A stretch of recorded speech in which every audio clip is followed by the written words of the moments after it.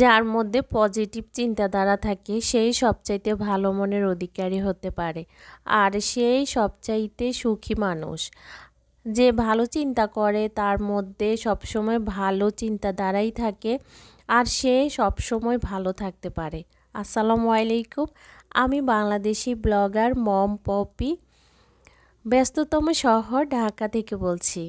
কেমন আছেন আমার প্রিয় ভাই বোন, আন্টি আঙ্কেল এবং ছোট ছোট সোনামণিরা যারা আমার ভিডিও দেখছেন? আশা করি সবাই আল্লাহর অশেষ রহমতে অনেক বেশি ভালো আছেন। দোয়া করি আল্লাহ যাতে আমাদের সবাইকে ভালো রাখে, সুস্থ রাখে।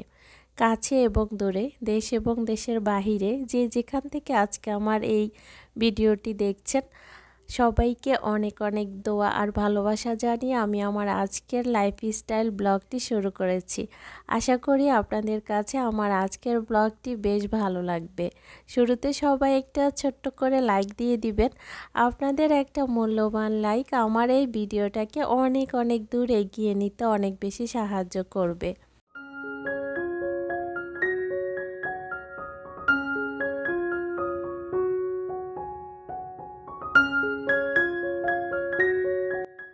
আজকে আমি আমার বেডরুম থেকে আজকের ভিডিওটি শুরু করেছি। এই তো একটা বিছানায় নতুন বেডশিট দিয়ে দিলাম, আগেরটা উঠিয়ে ফেলেছি। আর যেদিন নতুন বেডশিট বিছানাতে পাতি ওদিন আর বিছানা থেকে উঠতে ইচ্ছা করে না। আর এমনি তো শীতকাল, সকালবেলা ইচ্ছে করে না, কম্বলের নিচ থেকে উঠি, মন চাই শুয়ে থাকি। ঢাকাতে আজকে 3 দিন ভালোই শীত পড়া শুরু হয়েছে। আজকে মনে হচ্ছে শীতটা একটু বেশি। জানি না আসলে বাইরে কেমন ঠান্ডা পড়েছে, যেহেতু বের হইনি, কিন্তু বাসাতে ভালোই শীত লাগছে। তো শীতকালে দিনের সাথে কোনো তাল পাই না। সকালে যদি একটু দেরিতে ঘুম থেকে উঠি ওই দিন আর কাজের সাথে আমি পার পাই না, কখন কোন কাজ করব আমি আসলে তখন হাঁপিয়ে পড়ি, তাড়াহুড়া লেগে যায়, কাজ করতে করতে অস্থির হয়ে পড়ি। আর যেহেতু আমার বাসায় সকাল সকালে গ্যাস চলে যায় 10টার মধ্যে, আর অতটা গ্যাস থাকে না, অল্প একটু থাকে আর কি, কোনো রকম গরম পানি করা যায় বা একটা ডিম ভাজা যায়, এতটুকু গ্যাস থাকে, এর মধ্যে আমাকে রান্না বান্না শেষ করতে হয়। আমি আমার বেডরুমটাকে ভালো মতো পরিষ্কার করে নিচ্ছি। এটা হচ্ছে আমার পছন্দের ড্রেসিং টেবিল, সব মেয়েদের পছন্দের একটা জিনিস, সেটা হচ্ছে ড্রেসিং টেবিল। সেখানে তার প্রয়োজনীয় শখের সব জিনিস থাকে। আর আমরা মেয়েরা আয়না দেখতে অনেক বেশি পছন্দ করি, আয়নার সামনে দাঁড়িয়ে দাঁড়িয়ে নিজেকে দেখতে সব মেয়েরা অনেক পছন্দ করে। আর সেই আয়নাটা যদি আমার পছন্দের হয়ে থাকে তাহলে তো অনেক ভালো লাগে। তো আমি এই ড্রেসিং টেবিলটা আমার পছন্দ মতো আরও অনেক আগে বানিয়েছি।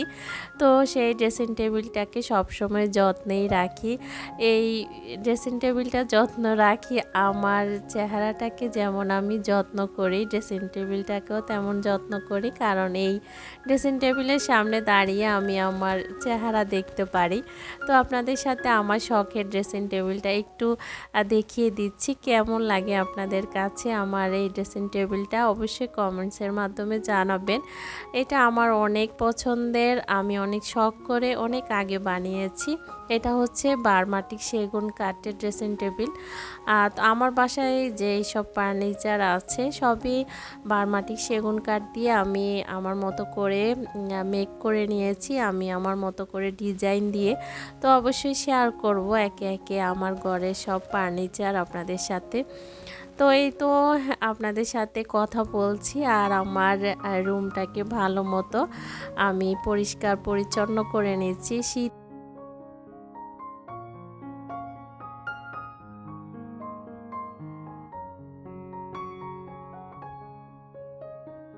আমি আমার বেডরুমটাকে অনেক সিম্পল রাখতেই বেশি পছন্দ করি, সিম্পলভাবে সাজিয়েছি। জানি না আপনাদের কাছে কেমন লাগে, সবার পছন্দ তো এক হয় না। আমি মনে করি যে সিম্পল থাকলে বেশি ভালো লাগে, একদম খোলামেলা লাগে। আর বেশি যদি রুমটাকে জিনিস দিয়ে ভরপুর করে রাখি মনে হয় যেন সব জিনিস এসে গায়ে পড়ে। শীত আসলে ঘরের আলোটা অনেক কমে যায়, তখন কিন্তু ভালো লাগে না, বাইরের আলো খুবই কম ঢুকে। এক্ষেত্রে আমি শীত আসলে ঘরের লাইটের পরিমাণটা একটু বাড়িয়ে দিই, ডাবল লাইট দেওয়ার চেষ্টা করি। শীত আসলে মনে হয় যেন ঘরের লাইটের আলোগুলো কমে যায়, এটা আমার কাছে একদমই ভালো লাগে না। এমনিতেই শীত আসলে কেমন জানি একটা মনমরা লাগে, আর এর মধ্যে যদি ঘর অন্ধকার থাকে একদমই মন টিকে না, মন চায় কোথায় জানি চলে যায়, কোথায় গেলে ভালো লাগবে, এরকম হয় আমার কাছে। আর সানলাইটের আলো আমি অনেক বেশি পছন্দ করি। এই বাসায় আমার সানলাইটের আলোটা শীত আসার সাথে সাথে অনেকাংশেই কমে গেছে, এজন্য আমি ঘরের মধ্যে লাইটটা একটু ডাবল করে দিয়েছি, যাতে ঘরে আলো মানে আলোটা থাকে, আর আলো থাকলে মনটা অনেক বেশি ফ্রেশ লাগে। তো আমার এর মধ্যে অনেক কাজ করেছি অফ ক্যামেরায়, সব কিছু তো ভিডিওতে শেয়ার করা যায় না। 10 মিনিটের একটা ভিডিও দিই বা 12 মিনিট এরকম একটা ভিডিও আপনাদের সাথে সবসময় শেয়ার করি। তো এই 10-12 মিনিটের ভিডিওতে তো সব কিছু দেখানো যায় না, একটু একটু আপনাদের সাথে জাস্ট আমি কি করি এগুলোই শেয়ার করি। যারা লাইফস্টাইল ভিডিও দেখতে পছন্দ করেন তাদের জন্য আসলে মূলত এই ভিডিওগুলো আমরা রেডি করি।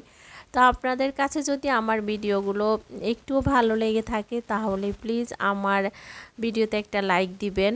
আর যারা নতুন আসেন আপনাদের কাছে যদি ভালো লেগে যায় কোনো অংশ একটুখানি, তাহলে আপনারা আমার ভিডিওটি সাবস্ক্রাইব করে আমার চ্যানেলটি সাবস্ক্রাইব করে পাশে থাকা বেল বাটনটি অন করে দিবেন। এতে করে আমি যখন নতুন কোনো ভিডিও দিব আপনারা সেটা সময় সুযোগ করে দেখে নিতে পারেন। আর এই কাজগুলো যারা অলরেডি করে ফেলেছেন তাদেরকে জানাই অসংখ্য ধন্যবাদ। তো আজকে আসলে আমি কোনো রান্না বান্না কোনো কিছু আপনাদের সাথে শেয়ার করিনি। আজকে আমি সকাল সকাল তো রান্না করেই ফেলেছি, আর এখন হচ্ছে দুপুরবেলা। তো আমি আজকে আমার কিচেনটাকে একটু গুছিয়ে নিব। কিচেনটার জিনিসপত্রগুলো আমি আজকে ক্লিন করেছি। আমার যে কাচের জার আছে বা প্লাস্টিকের সব জারগুলো আমি অফ ক্যামেরায় ধুয়ে রেখে দিয়েছি পানি ঝরার জন্য। এখন এগুলোকে আমি জায়গায় জায়গায় রেখে দিব। শীত শুরুতেই এই কাজটা আমি করে নিচ্ছি, কারণ শীতকালে পানি ধরাটা আমার জন্য খুবই কষ্টদায়ক একটা ব্যাপার। কারণ আমি আসলে ঠান্ডা লাগাতে পারি না, আমার প্রবলেম হয়, একটু অ্যাজমার প্রবলেম আছে, এই জন্য আমি শীতকালে কোনো রকম। আমার কিচেনটা অনেক ছোট। আমার এই ছোট্ট সাদামাটা কিচেনটাকে আমি যেভাবে সিম্পলভাবে অর্গানাইজড করে রাখি সেটাই একটু শেয়ার করি। আমি আমার কিচেনের যেসব প্রয়োজনীয় জিনিসগুলো আছে যেটা আমার প্রতিদিন লাগে ওগুলো আমি হাতের কাছেই রাখি। আর আমার চুলার পাশে এখানে আমি একটা হ্যাঙ্গিং সেলফ লাগিয়েছি। এটা আমার ঘরে থাকা কাঠ ছিল, সেটা দিয়ে আমি বানিয়ে নিয়েছি। তো সেখানে আমি আমার নিত্যদিনের প্রয়োজনীয় জিনিসগুলো রাখি, যেগুলো আমি চোখ বন্ধ করলেই হাতের কাছে পাবো সেগুলো এখানেই রাখি। আমি নিচের তাকটার মধ্যে চিনি, দুধ, চা পাতা, সুজি, সাবু, তারপরে বিস্কিট এর মধ্যে রাখি আমি এই সমস্ত জিনিসগুলো। আর উপরে তাকে আমার হলুদের গুঁড়ো, মরিচের গুঁড়ো, জিরের গুঁড়ো, ডাল, তারপরে টালা জিরের গুঁড়ো, এই সমস্ত জিনিসগুলো, আরও টুকিটাকি জিনিস যেগুলো প্রতিদিনে আমাদের দরকার হয় ওগুলো আমি উপরের তাকে রাখি। আমি এভাবে করে আমার এই ছোট্ট কিচেনটাকে গুছিয়ে পরিপাটি করে রাখি। বেশি জিনিসপত্র রাখলে আসলে কিচেনটা দেখতে অতটা ভালো লাগে না, যত কম জিনিস দিয়ে কিচেনটাকে গোছানো যায় ততই ভালো লাগে। মোট কথা আমার কাছে সিম্পল থাকতে বেশি ভালো লাগে, আর সিম্পল লাইফস্টাইলে আমি বেশি পছন্দ করি। শুধুমাত্র ঘরের বেলা বা আমার কিচেনের বেলা না, আমার নিজের বেলাও আমি সবসময় সিম্পলে থাকি, একদমই সাদামাটা থাকি, তবে গোছালো হইতে হবে, সব কিছু পরিপাটি হতে হবে। দামি জিনিস দিয়ে যে ঘর সাজালে ঘর সুন্দর লাগবে তা কিন্তু না। কম দামি জিনিস দিয়েও যদি আপনি আপনার ঘরটাকে পরিষ্কার করে গুছিয়ে রাখেন তাহলে কিন্তু দেখতে আরও বেশি ভালো লাগে। আমার এই ট্রেটার মধ্যে কীভাবে জানি হলুদের গুঁড়ো লেগেছে। আমার কাছে ভীষণ কষ্ট লাগছে, এটার মধ্যে দাগটা পড়ে গেছে। আমি চেষ্টা করে যাচ্ছি উঠানোর জন্য, কিন্তু উঠছে না। আমি পানি দিয়েও একটু ট্রাই করেছি, একটু হালকা হয়েছে কিন্তু দাগটা রয়েই গেছে। আসলে এই তো দেখতেই পাচ্ছেন, এই জিনিসটা দিয়ে আমি আপনাদেরকে বুঝাই যে এই জিনিসটার মধ্যে স্পট পড়ে গেছে, দেখতে কেমন বাজে লাগে। তো আমরা অনেকে আছি ঘর ভর্তি জিনিসপত্র, অনেক দামি দামি জিনিস কিনে ঘর সাজিয়েছে, কিন্তু সেগুলোর মধ্যে ধুলো পড়ে আছে, অগোছালো হয়ে আছে, দেখতে কিন্তু মোটেই ভালো লাগে না।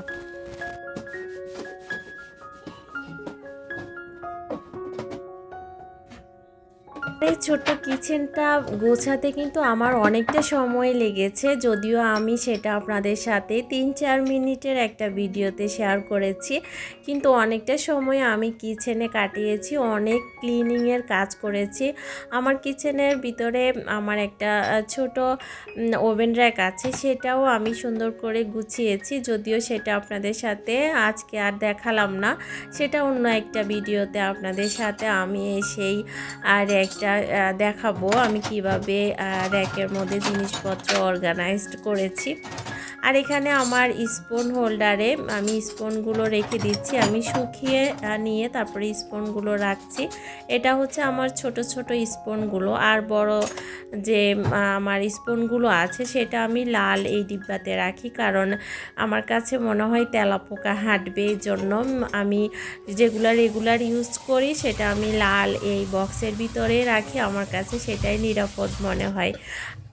কিচেনের আরও অ্যাক্সেসরিজগুলো আমার রাখার একটা কাচের হোল্ডার আছে, সেখানে রাখতে গিয়ে দেখি ভিতরে লাল হয়ে গেছে। কাচের জারে কিন্তু যদি পানি পড়ে আস্তে আস্তে কিন্তু লাল হয়ে যায়। পরে আমি সেটা দেখে তাড়াতাড়ি করে একটু পানির মধ্যে ভিজিয়ে রেখেছি, এটা পরে গরম পানি দিয়ে আমি এটা ক্লিন করব। আসলে এই মুহূর্তে আমার কিচেনটা শুধু আমি একা হাতে কিন্তু ব্যবহার করছি না, আমার সাথে যারা আমার বাসায় আছে, আমার যা, তারপর আমার ননদ, এরা আসা যাওয়ার মধ্যে আছে, সবাই আমার কিচেনটা ব্যবহার করে। তো এক একজন এক একভাবে ব্যবহার করে, এক এক জায়গায় এক একটা জিনিস রাখে, এলোমেলো করে রাখে, আমার মতো করে তো আর তারা রাখবে না, কিন্তু সেটা বড় কথা না, তারা যে আমাকে আমার কাজে হেল্প করছে এটাই আসলে বড় কথা। তো এর মধ্যে কিন্তু আমার কিচেনটা গোছানো হয়ে গেছে। আমার এই সিম্পল সাদামাটা কিচেনটা কেমন লেগেছে অবশ্যই আপনারা কমেন্টসের মাধ্যমে জানাতে পারেন, আপনাদের কমেন্টসের অপেক্ষায় থাকলাম। এর মধ্যে সন্ধ্যার পরে আমরা একটু বাইরে গিয়েছিলাম, একটা বিশেষ কাজে আয়ানের পাপার সাথে বের হতে হয়েছে, সাথে আমার বাবাটা আছে, ওকে তো আর রেখে যাওয়া যায় না। ও আমাদের আগে লিফটের সামনে এসে দাঁড়িয়ে থাকে কোথাও যদি আমরা যেতে চাই। আর তো কাজটা শেষ করেছি, কাজ শেষ করে আয়নের পাপার সাথে যেহেতু এসেছি, ওর পকেটটা একটু তো খালি করতেই হবে।